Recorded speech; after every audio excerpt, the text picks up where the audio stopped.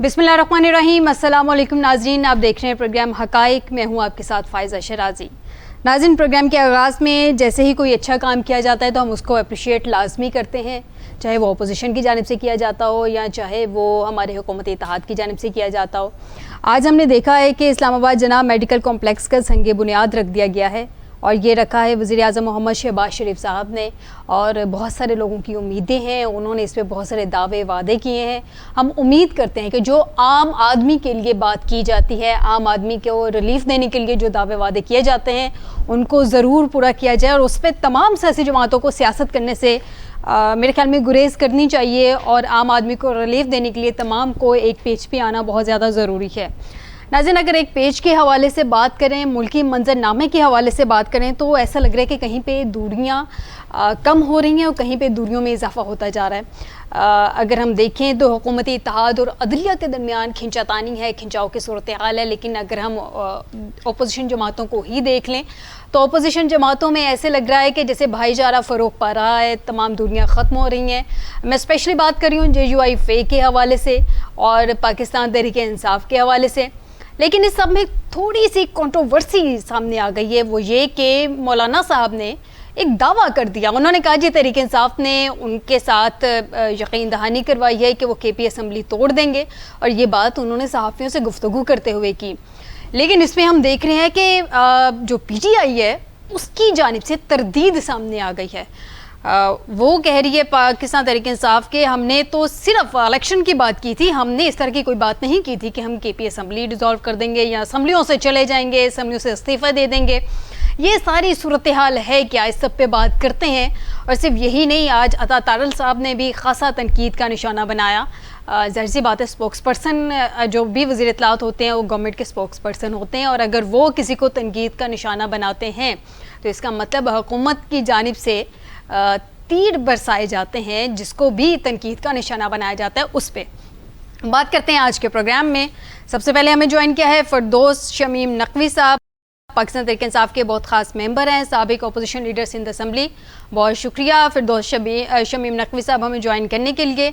Studio में हमें join किया है कैसर शरीफ साहब हैं, तर्जुमान जमात इस्लामी और बड़े एक्टिव मेंबर जमात इस्लामी के। बहुत शुक्रिया कैसर साहब हमें ज्वाइन करने के लिए। हमें PMLN से स्टूडियो में ज्वाइन किया है कुद्सिया बतूल साहिबा हैं। बहुत शुक्रिया, बहुत एक्टिव मेंबर PMLN की। तमाम मेहमानों का शुक्रिया अदा करती हूँ और अपने स्टूडियो में दोनों मेहमानों की इजाज़त से ज़रा मैं ये जो कंट्रोवर्सी फैली हुई है सबसे पहले इसकी ज़रा बात कर लूँ फिरदौस साहब से। फिरदौस साहब, आप लोगों ने क्या वाकई मौलाना साहब को कोई यकीन दहानी करवाई, कोई वादे वाइद हुए, कोई इस तरह की बात हुई कि हम असम्बलियों से इस्तीफ़े दे देंगे, भाई हम असम्बलियाँ छोड़ देंगे, अब ठीक है इलेक्शन की तरफ जाएँ, आप हमारा साथ दें, इत्तेहाद में आएँ, ऐसी कोई बात हुई? जी देखिए, बड़ी सीधी सादी बात है जी। दूध का जला भी छाछ फूक फूक के पीता है। माजी में जिस हम समझते थे इस मुल्क में आइन की बड़ी अफजलियत है, आइन का इख्तिदार है, और आइन के तहत अगर आप असेंबली को डिसॉल्व करेंगे तो 90 दिन में इलेक्शन हो जाएंगे। पता चला ये इस मुल्क में मफरूजा है, यहाँ कोई आइन नहीं है, यहाँ जिसकी लाठी उसकी भैंस है। मुझे नहीं समझ में आता कि मौलाना साहब एक समझदार सियासी शख्सियत होने के नाते वो कैसे सजेस्ट कर सकते हैं ये बात कि असेंबलियां छोड़ दो। अभी आपने देखा कि इमरान खान साहब से एक इंटरव्यू हुआ था जेल के अंदर, और इमरान खान साहब ने इतराफ भी किया कि नेशनल असेंबली से रिजाइन करना मेरी गलती थी। आपके ख्याल से हम बार बार अपनी गलतियों को दोहराते रहेंगे? तो मेरी नहीं समझ में आता कि किबला आना फजलुर रहमान साहब ने अगर मुझसे ये जुमला पूछा जाए जी जी कि आप असेंबलियां छोड़ने को तैयार होंगे अगर कोई ऐसा वक्त आए कि इसकी जरूरत पड़े, तो मेरा जवाब जरूर ये होगा कि हाँ, मुझे इमरान खान की रिहाई और जल्द इलेक्शन होते हुए नजर आ रहे, और अगर उसकी ये शर्त रखी जाए कि आप KP की असेंबली डिसॉल्व कर दें तो मैं कर दूंगा। लेकिन फिरदौस साहब, माजी में इस तरह की अभी हम देख रहे हैं कि बहुत ज़्यादा दूर नहीं, कुछ ही अरसे पहले की बात है, آپ کو رانا ثناء اللہ صاحب بے شک وہ مین اسٹریم میڈیا پہ بیٹھ کے وہ باتیں کر رہے تھے، لیکن وہ کہہ رہے تھے کہ ٹیبل ٹاک لیجئے، ٹیبل ٹاک کریں گے تو بہت سارے راستے نکل آتے ہیں، بانی پی ٹی آئی کی رہائی تک بھی معاملات سلجھ سکتے ہیں. تو پھر تب ٹیبل ٹاک کیوں نہیں کی گئی ان سے اس معاملے پر؟ دیکھیے وہ بھی بڑا واضح ہے. ہم نے ایک اسٹینڈ کیا تھا کہ ہم جو لوگ کٹ پتلیوں کو نچا رہے ہیں ہم ان سے بات کرنا چاہتے ہیں، کٹ پتلیوں سے نہیں. ابھی تاڑر صاحب نے جو حالیہ ارشادات کیے ہیں پبلک میڈیا پہ آ کے کہ پی ٹی آئی کو بین کر دیا جائے، آپ کو یہ لگتا ہے کہ یہ کوئی آدمی یا کوئی جماعت جو سیریس ہو بات چیت کرنے میں وہ ایسا بیان دے سکتی ہے؟ میں فردوس صاحب اس بیان پہ میں ہمارے پاس اسٹوڈیو میں موجود ہیں. مجھے مکمل کرنے دینا. مجھے پہلی چیز تو یہ ہے کہ اس نے اس بات کے اوپر مہر لگا دی جو بات ہم کہتے ہیں کہ یہ ان کے فیصلے یہ خود نہیں کر رہے. اچھا حکم آتا ہے اور ان کے ہاتھ پیر پھول جاتے ہیں، نہ یہ اپنے الائز سے بات کرتے ہیں نہ اپنی خود سیاسی جماعت کے اندر بات کرتے ہیں. فوراً ٹی وی پہ آ نمبر بنانے کے لیے کہ آئندہ بھی جو ہے تاڑر صاحب جو ہے حکومت کا حصہ بنے رہے، انہی نے آ کے جو ہے زبردست دھواں دھار تقریر کر دی کہ پاکستان تحریک انصاف کو بین کر دیں گے. بیٹا یہ بچوں کا کھیل نہیں ہے. اور اگر تم نے بھی پی ٹی آئی کو بین کر دیا تو کیا نہیں تھا تم نے پریکٹیکلی 8 فروری کو؟ کیا پی ٹی آئی کا بلہ نشان تھا؟ کیا پی ٹی آئی کا نام کہیں بیلٹ پہ نظر آ رہا تھا؟ بین کر کے تم اور کیا حاصل کر لو گے؟ عوام نے کہا کوئی فرق نہیں پڑتا، ہم پی ٹی آئی والوں کو پہچانتے ہیں، ہمارے چہرے پہ فردوس شمیم کے ماتھے پہ ووٹ آ گیا. آپ کو بالکل شمیم صاحب عوام نے ووٹ دیا، لیکن یہ جو بین کرنے کی باتیں ہیں پی ایم ایل این کو ریپرزینٹ کرتے ہوئے قدسیہ صاحبہ اسٹوڈیو میں ہمارے ساتھ موجود ہیں، ان کی موجودگی کا فائدہ اٹھاتے ہوئے اس سوال کا جواب کیوں نہ انہی سے لے لیں. قدسیہ صاحبہ یہ جو باتیں کی جا رہی ہیں کہ پی ایم ایل این چاہ رہی ہے تحریک انصاف کو بین کر دیا جائے، پی ایم ایل این جو ہے ایک ہمیشہ سے جمہوری جماعت رہی ہے، جمہوریت کو ہمیشہ اس نے پروموٹ کیا ہے، آپ لوگ واقعی میں چاہتے ہیں حقیقتاً یہ فیصلہ آپ لوگوں کا اپنا ہے کہ تحریک انصاف کو بین کر دیا جائے؟ بسم اللہ الرحمن الرحیم. دیکھیں جی، پابندی لگانا اداروں کا کام ہے، اور تحریک انصاف جو ایک مفاد پرست اور انتشار پسند جماعت ہے اس پہ پابندی بالکل لگنی چاہیے. آپ نے دیکھا ہے کہ اس ملک پاکستان کو ہم نے کتنی قربانیوں کے بعد حاصل کیا، ایک آزاد ملک ہمیں ملا. قائد اعظم محمد علی جناح کی انتھک کوششیں اور دور اندیشی اور ڈھیر ساری جو ہیں ہم نے قربانیاں دے کے یہ ایک آزاد ملک حاصل کیا. لیکن اس ملک کے اوپر پچھلے 3.5 سال سے ایک سوشل میڈیا کا جو ہجوم تھا وہ ہمارے اوپر مسلط تھا. آخرکار اس سوشل میڈیا کے ہجوم نے پتہ نہیں معصوم لوگوں کو کیا کیا جو خواب دکھائے اور ان کو اس 9 مئی والے واقعے پر اکسایا، اور آخرکار انٹرنیشنل لیول پر ہماری جو ہے جگہ سائی ہوئی اور ہمیں ہماری ساکھ کو نقصان پہنچا. باقی یہ ہے کہ تحریک انصاف نے ہمیشہ ہی جو ہے اداروں کے خلاف مہم چلائی ہے. اور آپ مجھے یہ بتائیں کہ کوئی بھی جو قوم ہے وہ کبھی بھی شہداء کو اس کی شہداء کی بے حرمتی کو معاف نہیں کر سکتی، بھول نہیں سکتی. اور اس جو کچھ انہوں نے کیا ہے وہ سب کے سامنے، یعنی کہ آپ کے خیال میں میڈم ان کو بین کر دینا چاہیے، آپ یہ سمجھتے ہیں کہ ان کو بین کر دینا چاہیے تحریک انصاف کو؟ حالانکہ جماعتوں کو بین کرنا نہیں چاہیے، نہیں کرنا چاہیے. جو انہوں نے حرکات کی ہیں وہ ایک 9 مئی جو تھی نا، وہ 9 مئی کی جو ان کی سوچ تھی نا، وہ منفی سوچ، ہم اس کی پرزور مذمت کرتے ہیں اور ہم چاہتے ہیں کہ اس کی مذمت ہونی چاہیے. کیسے صاحب سے بھی اس کا پوائنٹ لے لیتے ہیں. کیسے صاحب، جماعت اسلامی ہمیشہ بڑا اسٹرانگلی جمہوریت کے ساتھ سٹینڈ کرتی رہی ہے. جمہوری معاشروں میں کسی بھی سیاسی جماعت کو بین کر دینا کسی مسئلے کا حل نہیں ہوتا. اگر کسی کے ساتھ کوئی ایشو ہے تو ٹھیک ہے، سیاسی میدان میں آئیں، اس سے سیاست کے بیس پہ اس پہ فائٹ کریں.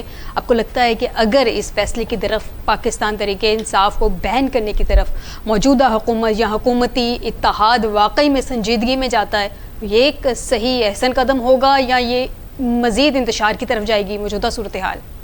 بہت شکریہ. دیکھیے، جماعت اسلامی کے امیر نے اسی دن اس پر بیان دیا تھا، اور ہم یہ سمجھتے ہیں کہ فارم 47 پر بننے والی حکومت جو ہے وہ پی ٹی آئی پر اگر پابندی کی بات کر رہی ہے تو یہ ایک فسطائیت ہے، اور جمہوری معاشروں میں اس طرح کی کوئی گنجائش جو ہے وہ نہیں ہوتی جس طرح کا رویہ موجودہ حکومت نے اپنایا ہے.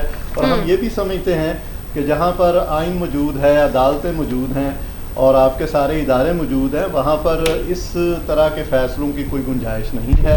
ہم اس فیصلے کو درست نہیں سمجھتے. ہم اس حوالے سے سمجھتے ہیں کہ وہ پی ٹی آئی ہو یا کوئی اور سیاسی جماعت، اس کو آئین اور جمہوری اقدار کو لے کے کام کرنے کی پوری مکمل آزادی ہونی چاہیے اور اس کو کرنا چاہیے، اور ان کا وہ آئینی اور جمہوری حق ہے. ہم کا آئینی جمہوری حق ہے. ذرا شمیم صاحب سے جانتے ہیں. شمیم صاحب، مولانا صاحب کی چلیں اس بات پہ ہم دیکھ لیتے ہیں کہ پاکستان تحریک انصاف نے تردید کر دی کہ بھئی اسمبلیاں ڈیزالو کرنے کی بات نہیں ہوئی تھی، یا ہم نے کے پی اسمبلی ڈیزالو کرنے کی، اسے استعفے دینے کی بات نہیں کی تھی. تو پھر مولانا صاحب سے کیا وعدے وعید کچھ تو ہوئے ہوں گے، کیونکہ اسٹریٹ پالیٹکس کی بیس پہ سڑکوں پہ نکل کے کوئی بھی الیکشن تو حاصل نہیں کیے جا سکتے. ماضی میں تحریک انصاف کی تقریباً ہسٹری جو ہے سڑکوں کے ہی اس نے سیاست کی ہے، لیکن الیکشنز تو نہیں ملے ماضی میں بھی. دیکھیے، بات ساری یہ ہے، پاکستان تحریک انصاف کی جو بھی حکمت عملی تھی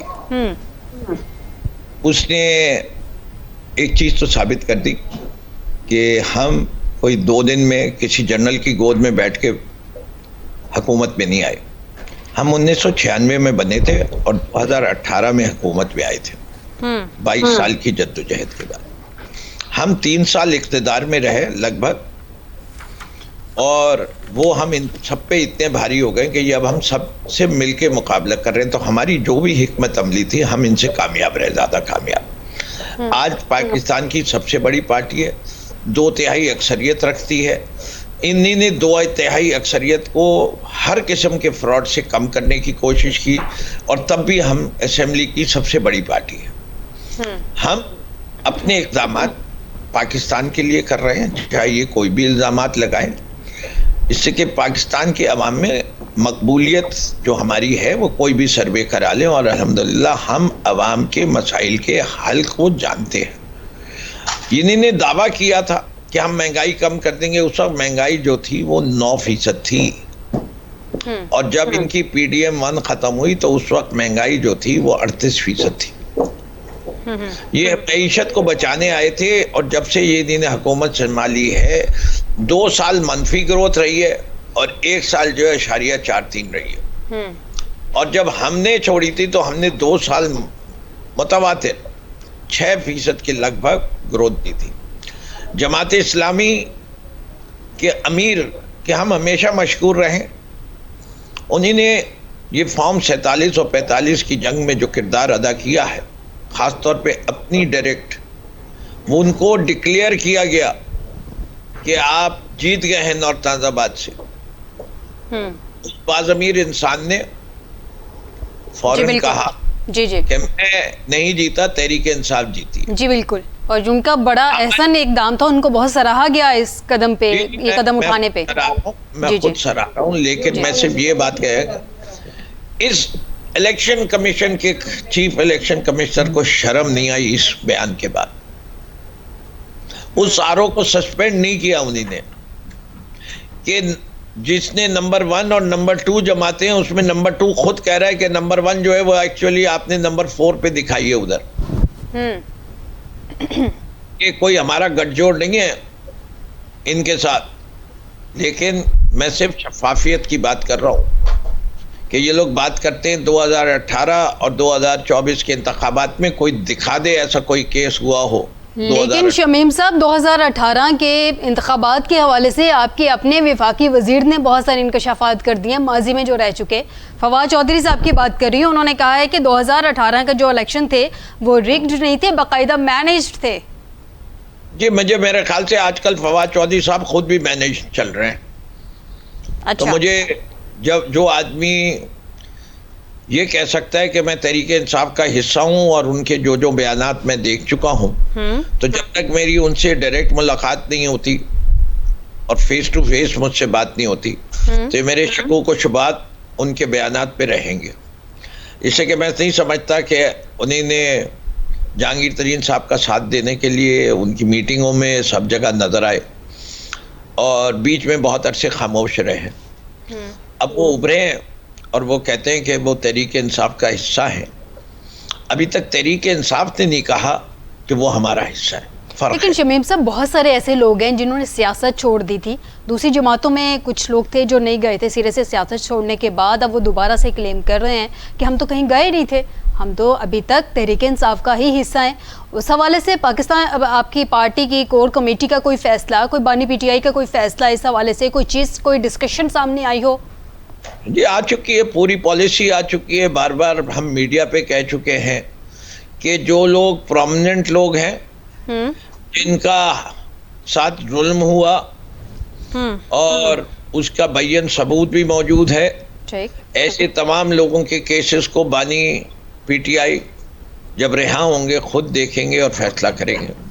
البتہ جو لوگ جنہی نے فائلوں کی وجہ سے پی ٹی آئی چھوڑی اور چھوڑتے وقت جماعت کو, جماعت کے قائدین کو اور خاص طور پہ عمران خان صاحب کے خلاف جو گفتگو کی ہے, ایسے لوگوں کے لیے ہمارے دروازے بند ہیں.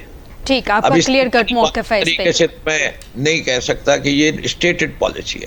اگر آپ مجھے اب اجازت دے دیں. جی جی ضرور, بہت شکریہ. فردوس شمیم نقوی صاحب, تحریک انصاف کے ایکٹیو ممبر, سابق اپوزیشن لیڈر سندھ اسمبلی, آپ نے ہمیں جوائن کیا. میڈم, ریزرو سیٹوں کے حوالے سے بہت زیادہ سوالات ہیں, اسپیشلی حکومت اتحاد کے حوالے سے. ناظرین, مجھے بریک کا کہا جا رہا ہے, میں نے ویسے تو کویشچن کرنا تھا میڈم سے, لیکن چونکہ بریک پہ مجھے جانا ہے. ناظرین, یہ کویشچن چھوڑے جا رہی ہوں. بریک پہ جانے سے پہلے اپنے دونوں مہمانوں سے بریک سے واپس آئیں گے تو اس کا جواب لیں گے کہ یہ جو کہا جا رہا ہے کہ تحریک انصاف کو جو ریزرو سیٹیں دینی ہیں, عدالت کا فیصلہ آیا ہے, P M L N, especially P M L N کو ہائی لائٹ کیا جا رہا ہے, حکومت اتحاد کو تو جو کیا جا رہا ہے سو کیا جا رہا ہے, حکومتی جماعت کو بہت زیادہ ہائی لائٹ کیا جا رہا ہے کہ وہ اس فیصلے کو ماننے کو تیار نہیں ہے.